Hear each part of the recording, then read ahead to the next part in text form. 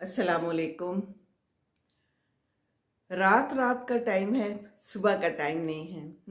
ना चिड़िया चहचहा रही हैं, ना कोई ऊपर आसमान नज़र आ रहा है, और ना ही कोई चील कौवे और चिड़ियाँ और तोते नज़र आ रहे हैं, और ना ही मुझे अपने फूल नज़र आ रहे हैं।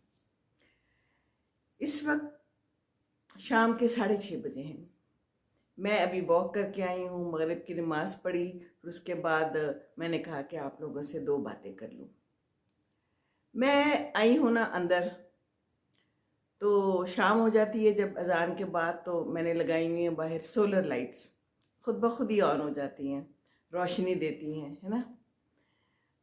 इंसानों से अच्छी तो ये सोलर लाइट्स हैं, जिनको पता चल जाता है कि अब रात हो गई है तो हमें जलना है, हमें रोशनी देनी है दूसरों को। ये दूसरों को रोशनी देने की कितनी ज़रूरत